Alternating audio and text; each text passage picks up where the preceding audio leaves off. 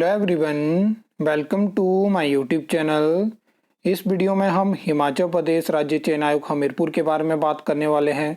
सबसे पहले आप ये आज की खबर देख सकते हो जिसमें बताया गया है कि राज्य चयन आयोग हमीरपुर के जो एग्ज़ाम होंगे वो नेशनल लेवल पे जैसे JEE मेन का एग्ज़ाम होता है उस तरह से कंप्यूटर बेस्ड यहाँ पे एग्ज़ाम होने वाला है।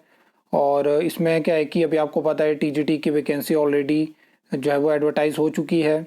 और इसमें क्या है कि जो एग्जामिनेशन सेंटर होंगे, जितने टोटल कैंडिडेट इसमें अप्लाई करेंगे उसके अकॉर्डिंग या तो जोन वाइज होंगे या तो डिस्ट्रिक्ट वाइज यहाँ पे ऑनलाइन जो CBT एग्ज़ाम होने वाला है उसके लिए सेंटर बनाए जाएंगे। ठीक है।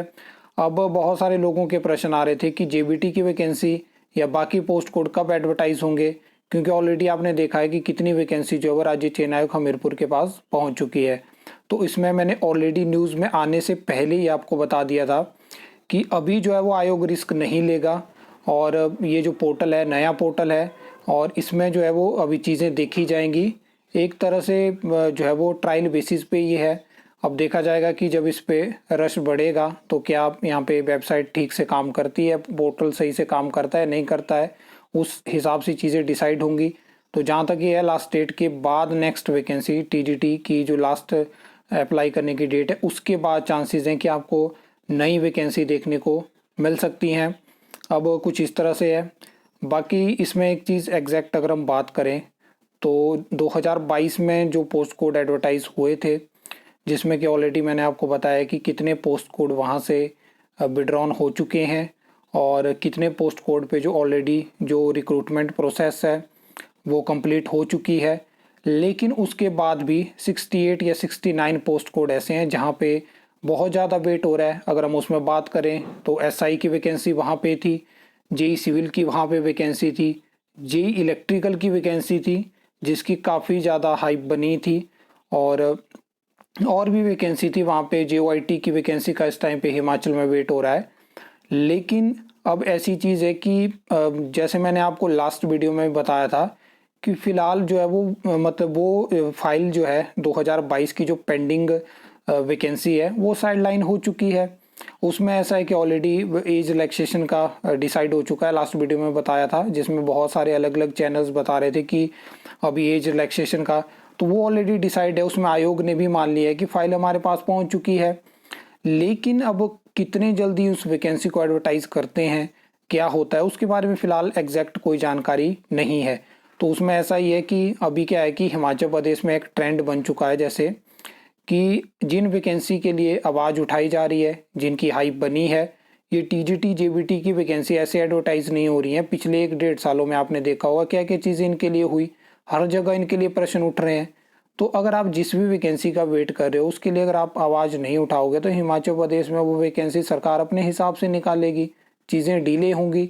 फिर ये होगा कि आपको सिर्फ सरकार के हिसाब से, आयोग के हिसाब से जो वैकेंसी आएगी उस तरह से आप अप्लाई कर सकते हो, वो चीज़ें हैं।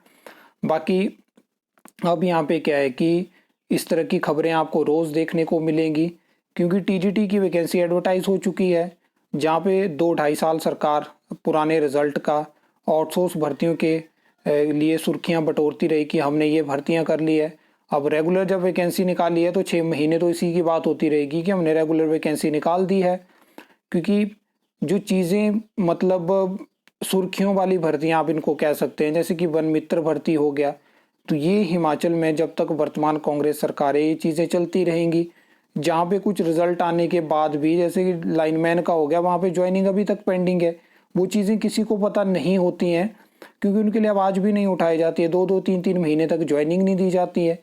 एक कैसा पैटर्न है, पहले आप भर्तियाँ नहीं निकालते हो, फिर एग्ज़ाम नहीं करवाते हो, रिजल्ट नहीं आते हैं, उसके बाद रिजल्ट आ जाते हैं तो ज्वाइनिंग नहीं होती है। 3-4 साल इस प्रोसेस में लगाए जा रहे हैं, जबकि पहले ऐसी चीज़ें नहीं होती थी। हार्डली 1 साल में एग्ज़ाम, रिजल्ट, ज्वाइनिंग सब कंप्लीट हो जाता था। अब ये चीज़ें कुछ इस तरह से हो चुकी हैं। जबकि आउटसोर्स भर्ती में तो ऐसा हो रहा है कि आज उसकी खबर पता चलती है, कल को इंटरव्यू हो रहे हैं और परसों ज्वाइनिंग हो जा रही है। लेकिन रेगुलर भर्ती को 2-2 3-3 साल लटकाया जा रहा है। और इसके बारे में आप क्या सोचते हो? आपके पास कोई ऐसी खबर है तो आप उसको भी शेयर कर सकते हो, क्योंकि उस तरह की चीज़ें ज़्यादा से ज़्यादा लोगों तक पहुंचनी चाहिए। जैसे लाइनमैन की ज्वाइनिंग पेंडिंग है, ड्राइंग मास्टर पोस्ट कोड 980 की ज्वाइनिंग पेंडिंग है, ये सब चीज़ें होती हैं। बाकी अब आपको वेट करना पड़ेगा, क्योंकि अभी रिसेंटली तो आयोग से मुझे नहीं लगता कि एकदम से कोई वैकेंसी एडवर्टाइज होने वाली है। बाकी अगर वैकेंसी एडवर्टाइज हो जाती है तो बहुत अच्छी बात है, क्योंकि हम लोग यही चाहते हैं कि जो पेंडिंग वैकेंसी है कम से कम सरकार उसको तो एडवर्टाइज करे। एक स्टेट में पिछले 2.5-3 साल से उस हिसाब से वैकेंसी नहीं निकाली गई है। पुरानी जो भी एग्ज़ाम हुआ वो पुरानी वैकेंसी थी, और जो भी रिजल्ट आए हैं वो मतलब 2-2 3-3 साल पहले की एडवर्टाइज वैकेंसी थी। तो उस पीरियड के दौरान क्या रिटायरमेंट नहीं हुई, क्या वैकेंसी खाली नहीं हुई, तो वहाँ पे कब ज्वाइनिंग होगी, क्या चीज़ें होगी, वो वैकेंसी को कब निकाला जाएगा। कुछ कुछ ऐसे डिपार्टमेंट बोर्ड कॉरपोरेशन है जहाँ पे बुरे हाल है, मतलब स्टाफ की बहुत ज़्यादा कमी है और बहुत सारी दिक्कतें वहाँ पे होती हैं। और कुछ ऐसे भी होते हैं जहाँ पे कुछ मतलब क्या होता है कि फॉरेन फंडेड हो गया, सेंटर फंडेड प्रोजेक्ट होते हैं, लेकिन वो इम्प्लीमेंट कैसे करने जहाँ पे स्टाफ ही नहीं है। तो ये बहुत सारी चीज़ें हैं। इसका एक एग्जांपल मैं आपको बताता हूँ कि जो एग्रीकल्चर डिपार्टमेंट है वहाँ पे एग्रीकल्चर एक्सटेंशन ऑफिसर के लाले पड़े हुए हैं, वहाँ पे खाली है। मतलब आप बीज लेने जाओगे आपको दिक्कतें हो जाएगी। वीक में क्या होता है कि एक आधा या 2 दिन एक जहाँ जहाँ पे ऑफिस होता है वहीं पे बीज मिलता है, लोगों को दिक्कतें हैं बहुत ज़्यादा। तो ये बहुत इन चीज़ों को समझना पड़ेगा। अब ऐसे और एग्जांपल मैं बता सकता हूँ जहाँ पे पटवारी की पोस्ट 1 या 2 साल से खाली है, एडिशनल चार्ज से काम चला हुआ है। पंचायत सेक्रेटरी के ये हालात हैं। जेई सिविल की बात करें तो एक जेई के पास 4-4 सेक्शन दे दिए हुए हैं। अब क्या कर रहे हैं, वर्क इंस्पेक्टर रखने वाले हैं जहाँ पे जेई की ज़रूरत है। तो ये सब चीज़ें सरकार को समझनी होगी कि जो रिक्रूटमेंट इस मतलब गवर्नमेंट स्ट्रक्चर के लिए ज़रूरी है, कम से कम आप उनको तो करिए। बाकियों को आप धीरे धीरे कर सकते हैं जहाँ पे आपको उतनी ज़्यादा ज़रूरत नहीं है और आउटसोर्स से आप काम चला रहे हैं। लेकिन जो ज़रूरी चीज़ें हैं उन पे फोकस करना होगा। आई होप आपको ये वीडियो अच्छी लगी होगी, इन्फॉर्मेटिव लगी होगी।